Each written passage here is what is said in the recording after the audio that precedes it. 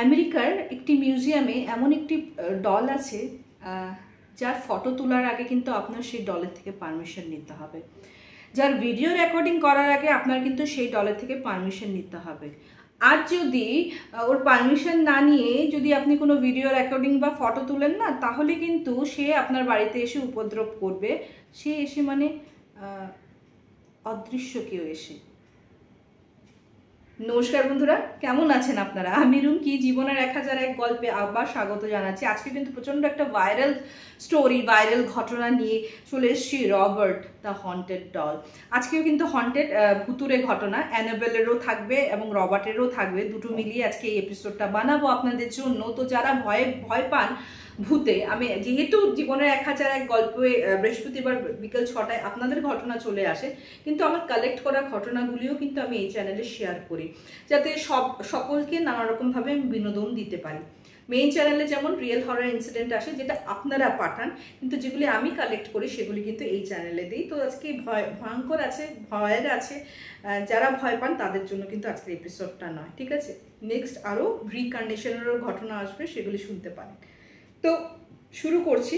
Enable নাম প্রচুর শুনেছেন, এবং ফিল্মটা যে আমরা দেখেছি না, প্রচণ্ড ভয়ঙ্কর, কিন্তু ফিল্ম এবং রিয়েল স্টোরির মধ্যে কোথাও না কোথাও কিন্তু একটু ফারাক রয়েই গেছে। সেটা আরেকটু ভয়ানকভাবে ফিল্মে দেখানো হয়েছে। এইখানে কিন্তু মানে নর্মালি কিন্তু স্টোরিটা ভয়েরই, একটু ইভিল স্পিরিটেরই, বাট একটু অন্যরকম। কেমন সেটা বলছি। জনি একজন রাইটার, যে বাচ্চাদের নভেল লিখত। আচ্ছা, অ্যানাবেলেরটা কেন বলছি, বিকজ রবার্টের স্টোরিটা এবং অ্যানাবেল স্টোরিটা দুটোই হন্টেড ডল, বাট দুটোর মধ্যে কিন্তু ফারাক আছে। সেটাই তোমরা যাতে ডিফারেন্সিয়েট করতে পারো, সেটার জন্য দুটো একসঙ্গে শেয়ার করছি। জনি বাচ্চাদের নোভেল লিখতো, এবং ওর একটা মেয়ে ছিল যার নাম ছিল মার্শেলা। তো মার্শেলা যখন মানে বাচ্চা ছিল না, তখন ওর ব্যাকইয়ার্ডে, জনির ব্যাকইয়ার্ডে একটা পুতুল পেল। হ্যাঁ, পুতুলটা কে দিয়েছে কার খুঁজে পেল না। তো যেহেতু মার্শেলা এতই ছোট ছিল, মার্শেলাকে সেই পুতুলটা দেয়। হ্যাঁ, তো মার্শেলা খুব খেলতো এবং নিজের বন্ধুর মতোই ট্রিট করত। কিন্তু মার্শেলার যখন 13 বছর বয়স, তখন মার্শেলের না একটা রোগ হলো, এবং সে যদিও সেই রোগের ভ্যাকসিন ছিল, মার্শেলাকে সেই ভ্যাকসিন দেওয়াও হয়েছিল, কিন্তু সেই ভ্যাকসিনটা না উল্টো রিয়েকশন করলো। তারপর কিন্তু মার্শেলা 13 বছর বয়সে মারা যায়। কিন্তু অদ্ভুতভাবে জানো তো, সেই ডল যার নাম অ্যানাবেল ছিল, সে কিন্তু মার্শেলা জীবিত দশায় ওর বাড়ি থেকে অদ্ভুতভাবে উধাও হয়ে গেল। কোথায় গেল, কি হলো জানা গেল না। এই ঘটনার পর কিছুদিন পর একটা অ্যান্টিক শপ আছে না, অ্যান্টিক শপ থেকে ডোনা নামে একজনের, একটা মেয়ের মা, ডোনা তখন কিন্তু বড় ছিল, হোস্টেলে পড়তো, হঠাৎ অ্যান্টিক শপে অ্যানাবেল ডল দেখতে পায়, এবং ডোনার মা নাকি ডোনার জন্য সেই ডলটা কিনে আনে। অদ্ভুত না, এত বড় মেয়ের জন্য কেন ডল কিনতে যাবে? ডোনা কিন্তু যখন ডলটা পায় সে খুবই খুশি, খুবই ভালো, এবং ডলটাকে না ও নিজের বন্ধুর মতো ট্রিট করে। হোস্টেলে থাকতো, আরও রুমমেট ছিল, কিন্তু ওই রুমমেটগুলি না ডলটা আসাতে খুশি নয়। মানে সবাই বলতো এই ডলটার মধ্যে কিছু ক্রিপি একটা জিনিস আছে, কিছু একটা আনইউজুয়াল জিনিস, যেটা আর কি ভালো নয়। হ্যাঁ, যেটা আর কি ইভিল ইন্ডিকেট করে। ডোনার একটা পার্টিকুলার রুমমেট ছিল, বা বলা ভালো বান্ধবী ছিল, সে নাকি ডলটাকে একদমই পছন্দ করতো না। ও মানে হোস্টেলে ডলটা আসার পর কিছুদিন পর ডোনাকে সে বলতে থাকলো, সেই রুমমেটটা, যে এই ডলটা না নিজে নিজে হাঁটাচড়া করে, এই ডলটার মধ্যে নানা রকম অদ্ভুত অ্যাক্টিভিটি হয়। ডোনা কিন্তু মানতে চায়নি, কিন্তু আস্তে আস্তে ডোনাও লক্ষ্য করলো যে ডলটাকে এক জায়গায় রেখে গেলে ডলটা কিন্তু ও হোস্টেলে ফিরে এসে না সেম জায়গায় ডলটাকে পেতো না, টোটালি ডিফারেন্ট একটা জায়গায় ডলটাকে উদ্ধার করতো। এরকম যেতে যেতে একদিন না বলছে যে না, আমি একটু এখন একটা কাজ করব, এমনভাবে ডলটাকে রেখে যাব না যে এসে দেখি ডলটা যদি ওই জায়গায় না থাকে, তার মানে ডেফিনেটলি কোনো একটা প্রবলেম আছে। তো এরকম করতে করতে তোমার সেদিন ও হোস্টেল থেকে ফিরে আসে। ও কি করে, ডলটাকে একটা রুমের মধ্যে বন্ধ করে তালা মেরে যায়। এসে দেখে তালা ঠিকই আছে, কিন্তু ডলটা সেই রুমের বাইরে বসে আছে। তখনই ওর কি হয়েছে, ওর যে সেই পার্টিকুলার রুমমেটটা একটা চিৎকার শোনে, এবং তখন কিন্তু ডোনা হোস্টেলে ছিল। চিৎকার শুনে যেই রুমে যায়, রুমে দেখে কেউ নেই, অনলি সেই অ্যানাবেল ডলটা ছিল। সেই ডলটা ছিল, এবং কিছুক্ষণ পর ওর রুমমেটকে ওইখানে কিন্তু ক্ষত বিক্ষত অবস্থায় দেখা দেয়। তো এইগুলি এত আনইউজুয়াল ব্যাপার ছিল না, তো চার্চের বিশপকে খবর দেওয়া হয়। বিশপ দেখে বললো যে এটা তো মনে হচ্ছে একটু প্যারানর্মাল অ্যাক্টিভিটি। তো তখনই তোমরা অনেকেই জানো যে এডওয়ার্ড ওয়ারেন, লরেন ওয়ারেন, ঠিক আছে, ফেমাস দুজন স্বামী স্ত্রী যারা প্যারানর্মাল অ্যাক্টিভিটি নিয়ে কাজ করতো এবং সেই প্রবলেমগুলিকে সলভ করতো, ওদেরকে খবর দেওয়া হয়। তো ওরা কি করলো বলো তো, যে ঠিক আছে আমি 1 সপ্তাহ আগে এটাকে পর্যবেক্ষণ করি। তো 1 সপ্তাহ ওরা যখন পর্যবেক্ষণ করলো তখন ওরা বুঝতে পারলো যে না, ডলটার মধ্যে কিছু না কিছু আনইউজুয়াল থিং আছে যেটা ইভিল। তো ওরা যেটা বললো যে এই ডলটার মধ্যে একটা ইভিল স্পিরিট আছে যেটা আস্তে আস্তে ডোনার, মানে ওর অ্যাকচুয়ালি একটা হিউম্যান বডি চাই, এবং ওর কিন্তু লক্ষ্যটা ডোনার বডি ছিল, এবং কিছুদিন আরও ডোনার সঙ্গে থাকলে সে কিন্তু ডোনারকে পজেস করে নিত বা ওর বডিটাকে ও ক্যাপচার করে নিত। অ্যান্ড এটার পরে ওরা ডিসাইড করে ডলটা আর এখানে রাখবে না, ডলটাকে ওরা নিয়ে যাবে। তো ডলটাকে যখন ওরা গাড়িতে বসিয়ে নিয়ে যাওয়ার চেষ্টা করছিল না, ওদের গাড়ির না কোনো রকমের কোনো কিছু ফাংশন করছিল না, ঠিক আছে। ওরা দুজন বুঝতেই পারে যেহেতু এত প্যারানর্মাল অ্যাক্টিভিটি ওরা হ্যান্ডেল করেছে বা এত প্রবলেম ওরা দেখেছে না, ওরা বুঝে যায় যে এটা নিশ্চয়ই ডলের কাজ। তারপরেও নাকি 1 সপ্তাহ ওদের বাড়িতে যখন ও ডলটাকে রেখেছিল, নানা রকম অদ্ভুত অদ্ভুত অ্যাক্টিভিটি হওয়া শুরু করলো।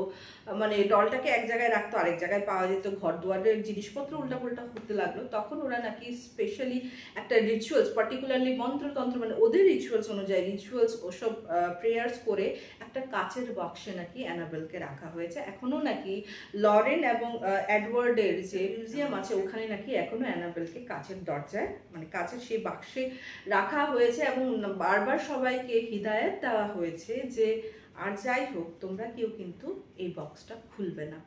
একটা অদ্ভুত ব্যাপার না, সেই যে ডোনার মা এত বড় মেয়েকে থোড়ি না বাচ্চাদের ডল গিফট করে, কিন্তু ডোনার মা বলছিল যে ওই মানে অ্যান্টিক শপে গিয়ে ডলটাকে দেখে না উনি এতটাই মোহিত হয়ে যায়, মানে অ্যাজ ইফ উনি, মানে ওনার খেয়ালই নেই যে ওনার মেয়ে বড় যে আর ডলেরকে নিয়ে খেলে না, কারণ ওনার মেয়েকে বার্থডেতে ওই এজে যেটা গিফট দেওয়া যায় ওটাই দিতেন, ছোটবেলায় ডল গিফট করেছেন।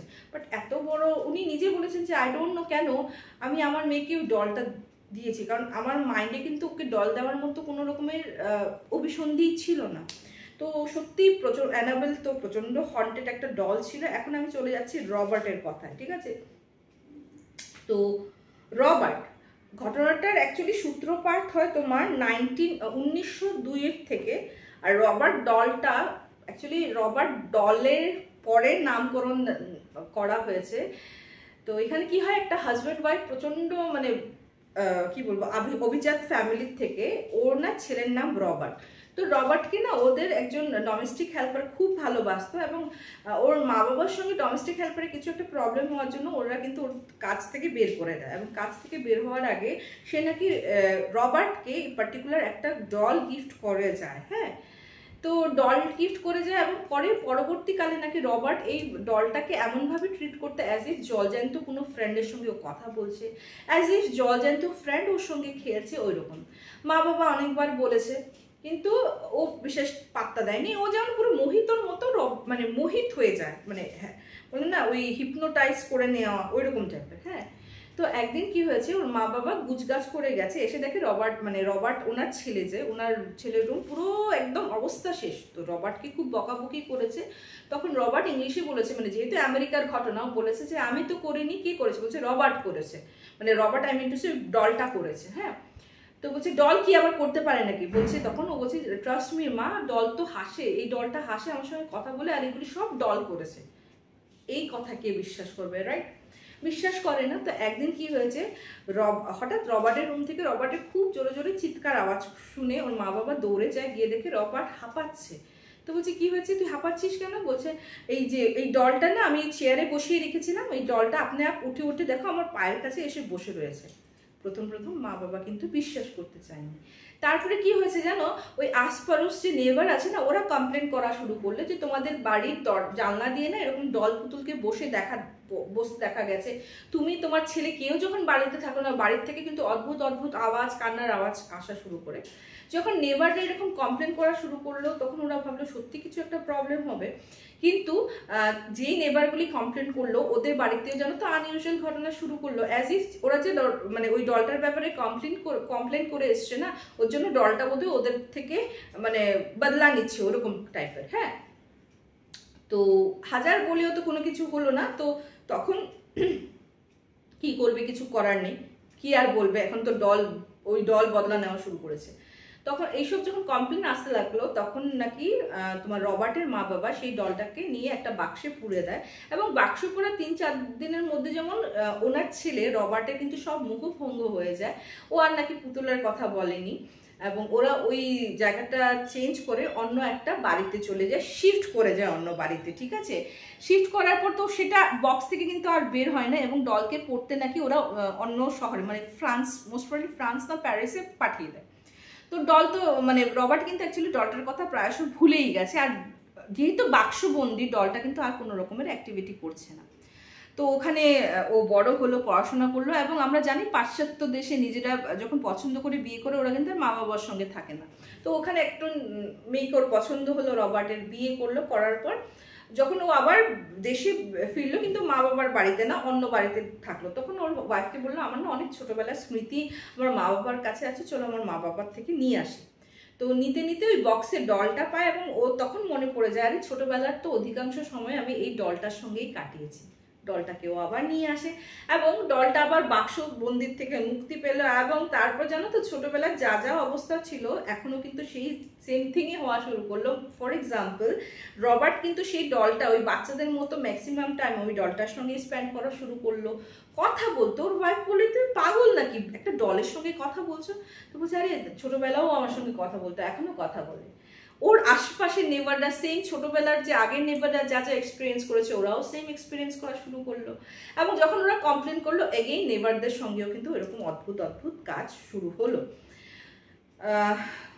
মানে একদিন তো রবার্টের ওয়াইফের প্রচন্ড রেগে যায় যে আমার সঙ্গে টাইম স্পেন্ড করো না, তুমি পুতুলটার সঙ্গেই টাইম স্পেন্ড করো। তো উনি নাকি একটা বক্সে আবার ওটাকে বন্ধ করে দেয় রবার্টকে, ঠিক আছে, কিছু টাইমের জন্য ঠিক হলো। তো এরকম করতে করতে নাকি 1974-এ রবার্টের মৃত্যু হয়, এবং মৃত্যুর পর মানে ওর ওয়াইফ কি করলো, ওর জিনিস আস্তে আস্তে সকলকে দেওয়া শুরু করলো, এবং স্পেশালি পার্টিকুলার সেই ডলটা ওর একজন চেনা পরিচিত বাচ্চারকে দেয়, এবং জানো তো বাচ্চাটার সঙ্গেও কিন্তু সেম অ্যাক্টিভিটি শুরু হয়। তো প্যারেন্টস এসে যখন রবার্টের ওয়াইফকে বললো যে আপনি যে ডলটা দিয়েছেন ডলটা কিন্তু এরকম, তো উনি কিন্তু ডিনাই করেননি, উনি সব কথা স্বীকার করেছেন এবং বলেছেন। এটা করার পর ডিসাইড করা হলো স্থানীয় একটা মিউজিয়াম আছে, মিউজিয়ামে মানে এই ডলটাকে, যার নাম পরবর্তী নামকরণে, যেহেতু ওর ওনারের নাম রবার্ট ছিল, ওর নামকরণ রবার্ট দেওয়া হয়। তো রবার্টকে রাখা হয় এবং মিউজিয়ামে রাখা হয়, এবং কাচের বক্সে রাখা হয়, ঠিক আছে। এবং ওখানে একটা, তোমরা গেলে যারা দেখতে চাও সেই মিউজিয়ামে গিয়ে দেখতে পারো, ওখানে একটা হিদায়ত দেওয়া আছে, উইদাউট মানে রবার্টের পারমিশন না তুমি ফটো ক্লিক করবে না ভিডিও রেকর্ডিং করবে, তোমার যদি যা কিছু করতে হয় আগে রবার্টের কাছে পারমিশন নেবে, আফটার দ্যাট। ফর এক্সাম্পল, যেহেতু আমি পারমিশন নেইনি, ওর স্টোরি মানে ওর ঘটনাটা হয়তো বললাম, কিন্তু রবার্টের ফটো কিন্তু জেনারেলি আমি থাম্বনেইলে দিই, যার ব্যাপারে আমি ঘটনাটা শোনাই। এবার কিন্তু আমি আর থাম্বনেইলে দেবো না, একটু নর্মাল কোনো কিছু দিয়ে দেবো। রবার্টের কিন্তু পিকচার আমি ইউজ করবো না, যেহেতু ওর থেকে পারমিশন নেওয়া হয়নি। আমি চাই না, আমি হয়তো ঘটনা শোনাই, কিন্তু আমি কিন্তু প্রচন্ড ভীতু মানুষ।